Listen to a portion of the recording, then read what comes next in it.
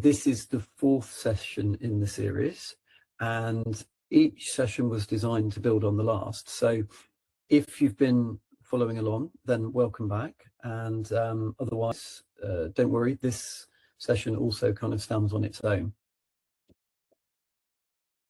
I'm Julian Musson. I look after customer operations at RevGeni, where we build AI agents, or genies, to help scaling businesses with marketing and sales activities to achieve growth and revenue generation. A quick recap of where we are in the series. We started off identifying AI opportunities within a business, having demystified what AI actually looks like in practice. And then webinar 3 tackled the build versus buy decision. And today we're addressing something that we think can trip up AI projects, possibly more than a technical challenge.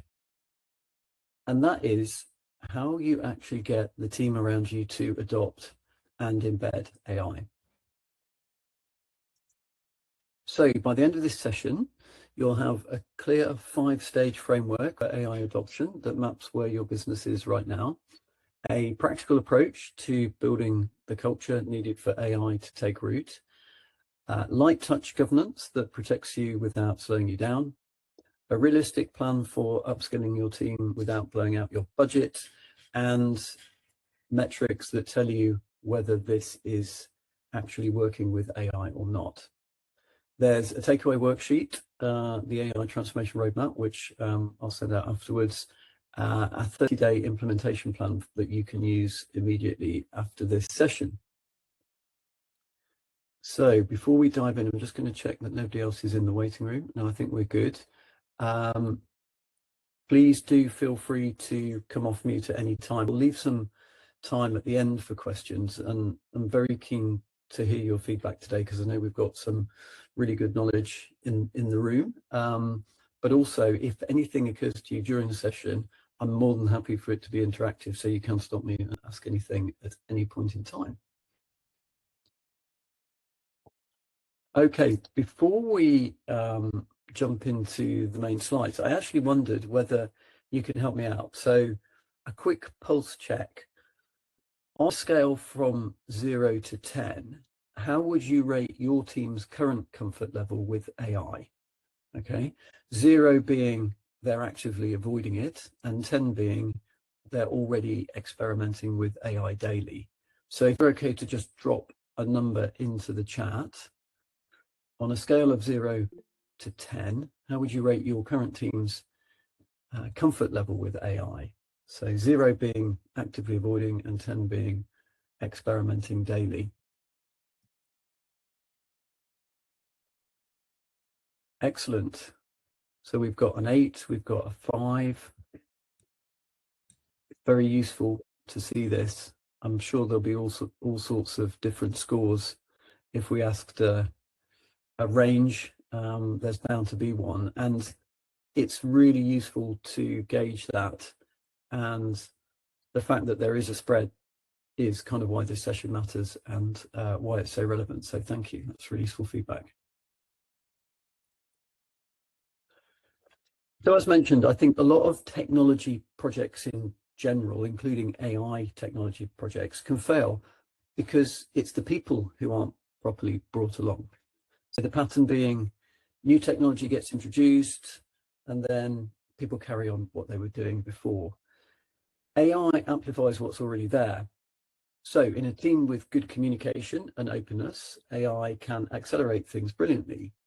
In a team with silos, hidden workarounds and low trust, AI can just expose those problems faster. And a message for the founders and business owners out there, this can often start with you, because your team watches how you use AI. They take their cue from whether you talk about it openly, whether you share when experiments fail, and whether you're creating the space for everyone to try these new AI things out. So we've thought of a map. Some of this may look familiar. Every business that successfully embeds AI, we believe, moves through these stages, not always at the same speed, not always cleanly, but we wanted to represent a pattern to help us understand what's happening. And obviously change is not a new thing, but there are some very specific things about AI that we want to think about. So the 5 stages that we've thought of are awareness, then experimentation, integration, optimization, and innovation. So let's walk through each one and be honest about what each stage actually looks and feels like. So stage 1, awareness. This, I think, is where a lot of small businesses find themselves. We know that AI is happening. We're reading about it, very likely played with ChatGPT and other tools, but there may not necessarily be a deliberate adoption plan yet. AI is something that kind of happens elsewhere, and it's important for other businesses, but we're not doing it here fully yet. And the danger at this stage is simply kind of paralysis. There's lots of information, there are many, many options, but there's no clear first step. So a fix here could be a simple one. Pick one particular problem or process and test out one particular tool. That's it. And at this stage, we don't necessarily need to build out a really detailed strategy for everything at once. So awareness of the situation is stage 1. Stage 2, experimentation. This is where things get interesting and can also get a bit messy. Individual team members in your small team are now testing things out. Some are using AI daily, but some haven't really touched it properly. So there's a lack of consistency, and some of those experiments with AI are likely to fail. So this stage can feel uncomfortable for a lot of founders, in particular the business owners, because it looks disorganized. And the thing that we're trying to say here is that's okay. It could even be healthy, because you do want your team experimenting with this new technology. And your job as a founder at this stage is to celebrate those attempts, and not just the wins as well. Also share your own experiments, including the ones that didn't work. So personal example from me here is I assumed when I got into this last year that a lot of things just would not be possible with AI. And therefore I had completely ruled out the idea of using AI for those processes. And actually one of my co-founders at RevGeni really challenged this. And I found it's really helpful to have a really open mind about AI and think of it for literally everything, and then find where it does fit. One of the things that we did that really kind of surprised me positively was we were working with our data, and it was CRM data as it happens, and it worked extremely well to clean up and cleanse the data. And I wouldn't really have considered that to be possible, having spent many years dealing with data in other domains. I come from an HR tech background primarily, and have gone through lots of pain, cleansing data in the kind of traditional extract, transform, and load processes. And there's a lot of emphasis on the human to own that data and so on. So that's true, but I think that AI, when used correctly, can be incredibly powerful for those use cases as well, where I wouldn't necessarily have thought that's a great way of using AI. Stage 3, integration. Specific AI tools are now embedded into specific workflows at this stage. So in stage 3, the experimentation part, it's not kind of ad hoc anymore. It's part of how particular tasks get done. So for example, a customer success person is using AI to draft follow-up emails, a marketing person is using it to repurpose content. So these are repeatable and reliable processes. And the focus at this stage shifts from, or has shifted from, what can AI do to what processes should AI be part of in our business? And you're starting to build habits and not just running trials. Stage 4, optimization. So this is where we're now measuring impact. You know at this stage which AI workflows are saving time, which are improving quality, which haven't delivered as expected. So you're refining the prompts, you're updating processes, and making informed decisions about where to invest more. Most scaling businesses are aiming for this stage within the next year or so. It does take time. It also requires data. even simple data like time saved per task, and a willingness to drop things that aren't working to make sure that we are able to optimize. And then finally, stage 5, innovation. So this is likely quite aspirational for most businesses. And this is where AI has stopped becoming a productivity tool and really becomes a competitive differentiator. So in stage 5, you would be using AI to do things your competitors can't yet do, or serve customers in ways that weren't previously possible at your scale of business. Many of you won't be here yet, and that's fine. The goal today is to help us move from wherever we are to the next stage. And you don't necessarily want to leap straight from awareness to innovation. We do need to progress in a deliberate manner. So another quick poll. Based on what we've just described, which you can also see on this slide, the 5 steps, drop in the chat which stage most accurately reflects or describes your business today. So a one-word answer is fine, or just drop the number in, 1 to 5.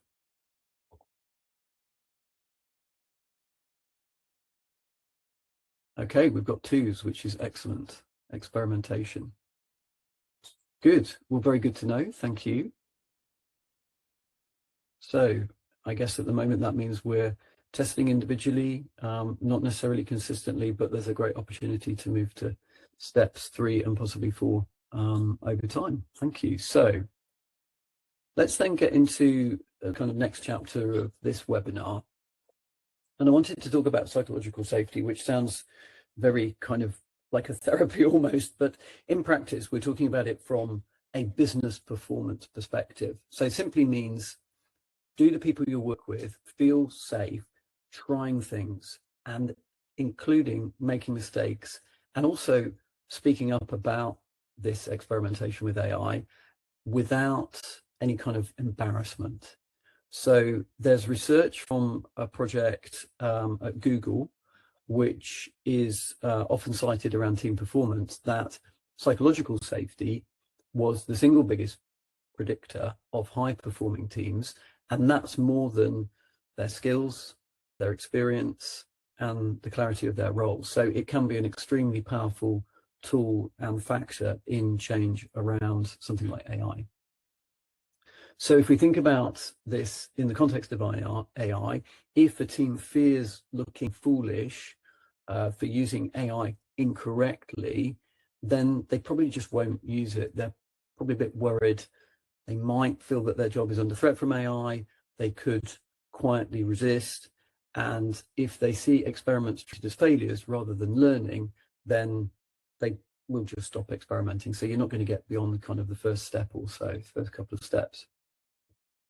So here are 4 fairly practical moves that can be made right now without kind of turning this into a huge project with a culture program or a big HR initiative. So number 1, share your own experiments with AI openly, including the ones that are a bit awkward. So if you used an AI tool and it just produced rubbish, then say so. It normalizes the reality that AI is going to require this iteration. 2, remove the performance penalty from AI experimentation. So if someone spent a whole afternoon testing something in AI, got excited about it, but then it just really didn't work, then that's okay. That should be treated as learning and certainly not as wasted time. The 3, create a simple forum for sharing what is working. So this could be something as basic as a chat channel in Slack. It could be just a couple of minutes agenda item on your regular team meetings, just somewhere where people can share the AI wins and learnings without it needing to be super formal.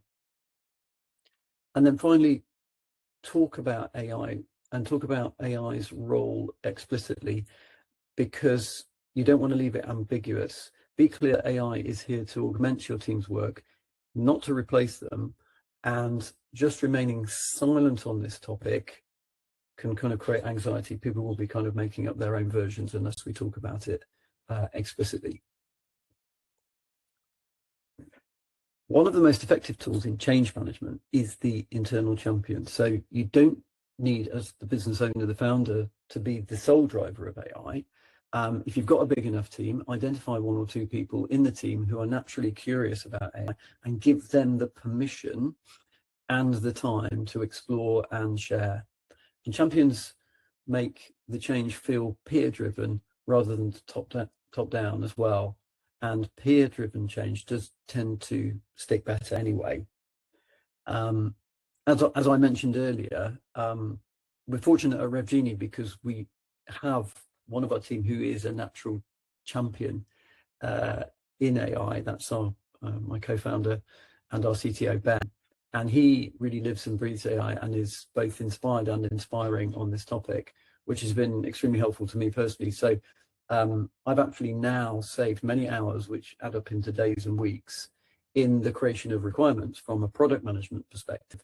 And this wouldn't have been possible if Ben hadn't guided me on leveraging Claude, in this case, as an AI agent to structure our user stories into our work management system, which then gets taken up by our engineering team. So the feeling that I got at that stage, having never really realized that AI could be used in a day-to-day basis that way, was one of empowerment and freedom and a kind of unlock where these large tasks, which didn't necessarily, I kind of enjoyed doing them, but it just kind of took so much time that it began to feel burdensome. Then I knew that I could achieve the same or even better output using AI. And the thought of getting through that workload was previously draining, and now happens just kind of in the flow of work, because when I want to create a user story, I just chat to Claude, and I'm accountable as the human in the loop. I need to make sure that the thing works, and that never goes away. But the actual writing of the story in a really structured way with acceptance criteria and all the things that the engineering department need get done incredibly quickly by Claude. So I do that, and I also use voice to text, which makes me feel like I'm talking to someone as opposed to typing, which can be quite time consuming.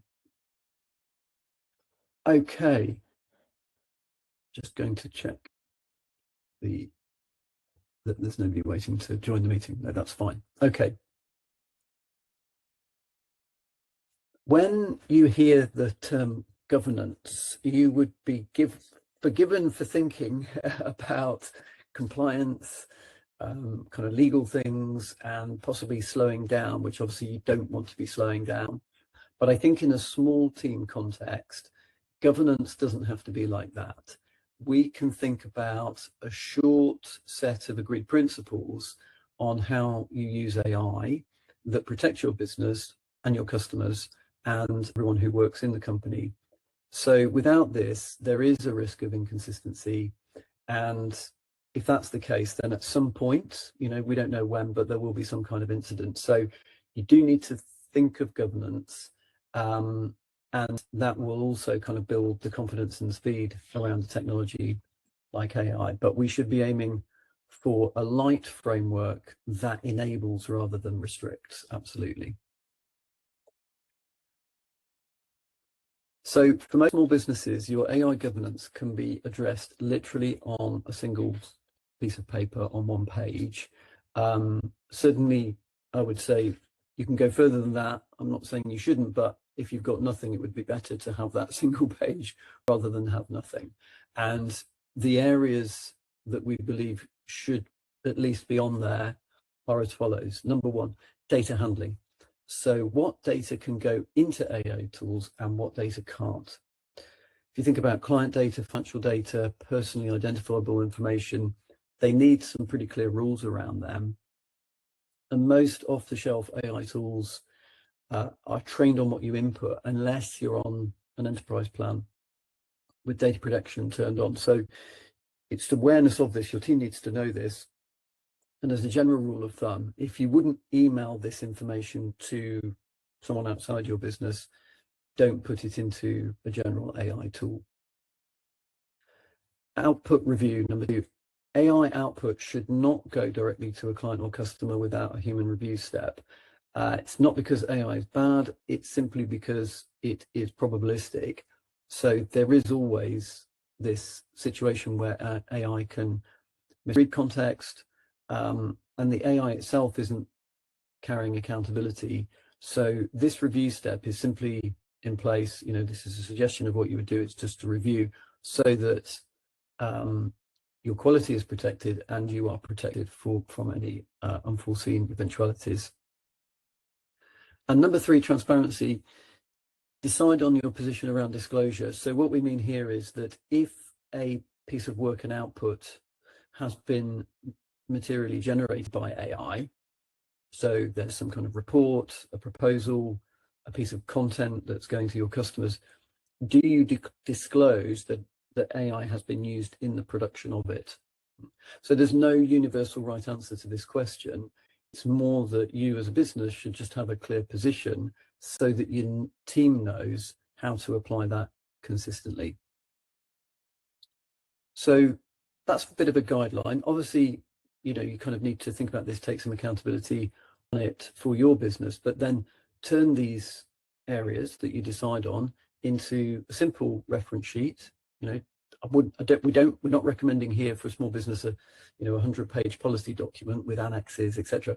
It could be a one-pager that is printed out and pinned in your office, or is available on your virtual notice board or intranet, or just available to employees in some way through a chat, for example, so they can refer to it and then review it every couple of months, because this AI landscape is changing very fast. And the point is, it's clarity, not comprehensiveness. So that's important, because obviously things can be written down, but I think from experience, things are more effective if you can hold those guidelines in your mind, because hopefully you're using AI more and more, so you've got a clear set of instructions that you can think of at any point in time, and these kind of general rules of thumb approach is useful because just avoids mistakes. The idea that if I wouldn't send it in an email or pass it on to someone else through that kind of means, then I wouldn't put it into AI.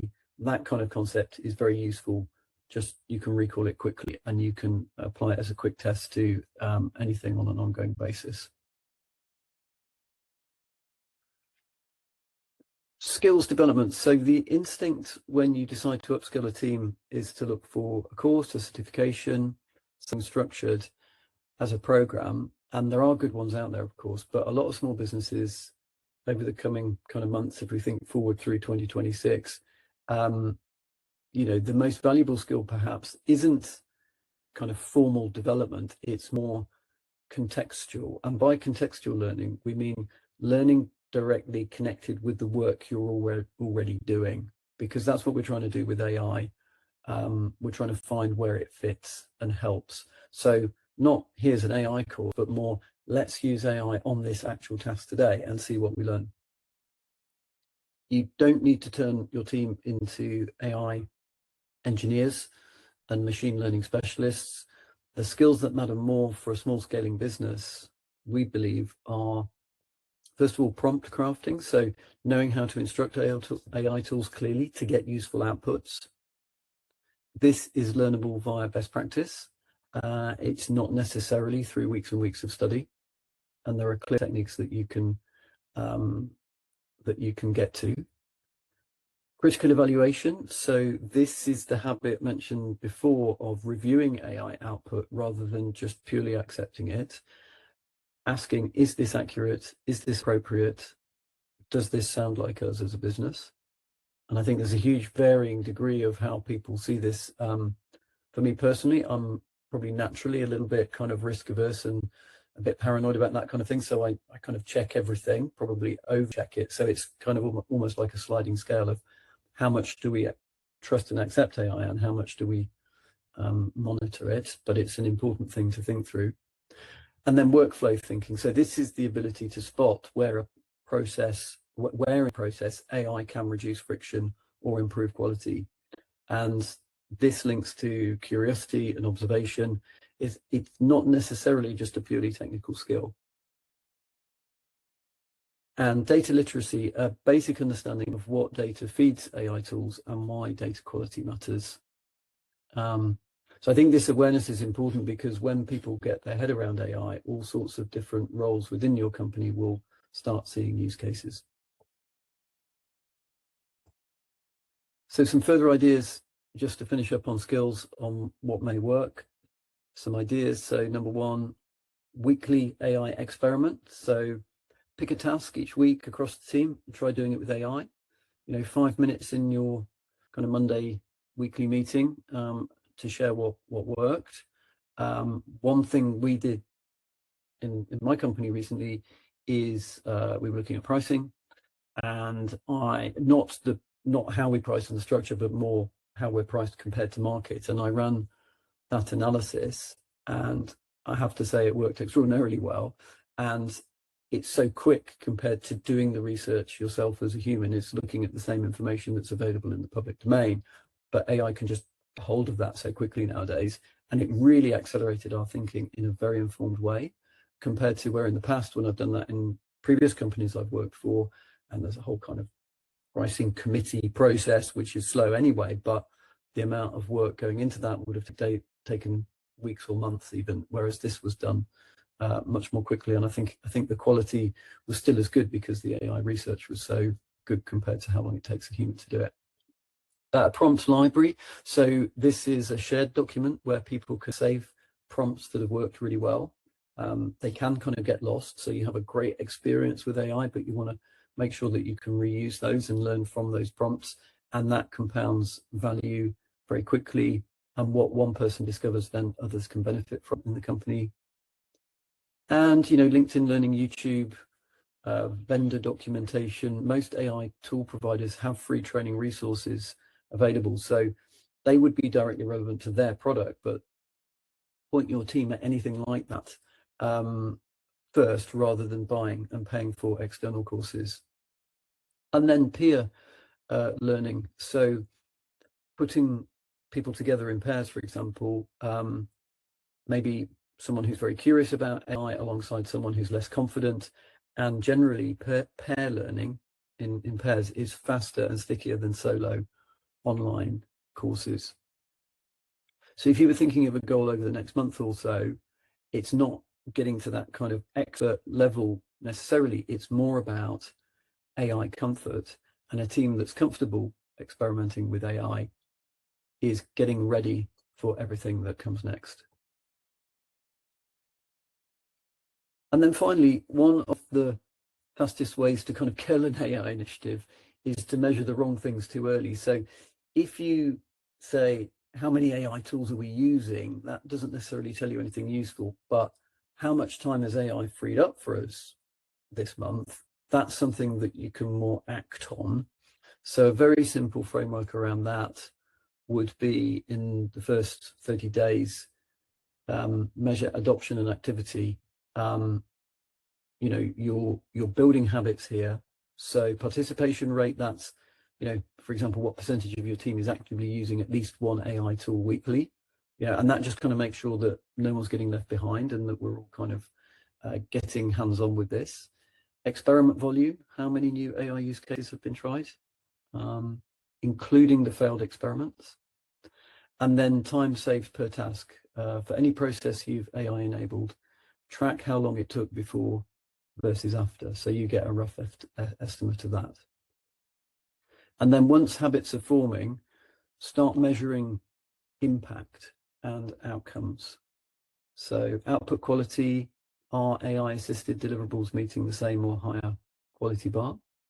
Track revisions, client feedback, internal reviews. Speed to delivery, are turnaround times improving AI enabled tasks? And cost per output. If you've automated content, admin, research, then what is the cost per unit now versus before? And then to finish up on this part, one area that I think is easy to kind of miss is simply the team sentiment. So run a regular check-in with just a couple of questions.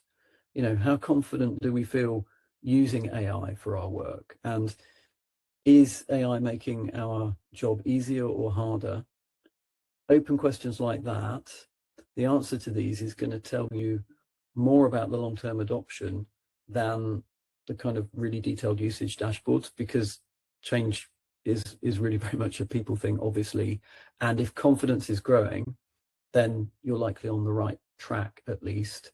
But if you can tell it's flat or declining, then that's an issue that you want to jump onto as quickly as possible, because later on that will simply surface as quite a big adoption problem, is the likely outcome. Okay, so before we go to kind of Q&A and a bit of a conversation, a quick note on the takeaway from this session. So that's the AI transformation roadmap. So that's an implementation plan structured around what we've covered: adoption curve, culture, governance, skills, metrics, and it's designed to be very simple and actionable from day one. So I'll send that out after the session. Just to be clear, we're not talking about a deep, detailed strategy document. This is more of a doing document. So I hope you find that useful. And these are kind of areas that we're alluding to. So things to get going with: identify where your business sits right now, be honest about that. Experimentation, is good. Integration means that, you probably need to think more about governance and metrics. Have an open conversation with the team. It's not a policy announcement, it's genuine conversations, and set up a simple place where you can share information. A channel, an online page, a document, anything like that, and give it a name, AI lab or whatever fits for your team. So this is what we've covered today. Very interested in your views. Our final thought is that businesses that are ultimately going to succeed with AI aren't necessarily the ones who invest the most right now in terms of money, but they're the ones who take the time to consistently build culture, habits, and confidence around AI to allow the team to take advantage of this incredible technology. So with that, I'll stop talking and invite you to feedback or raise anything that you'd like to from the point of view of your experience or questions.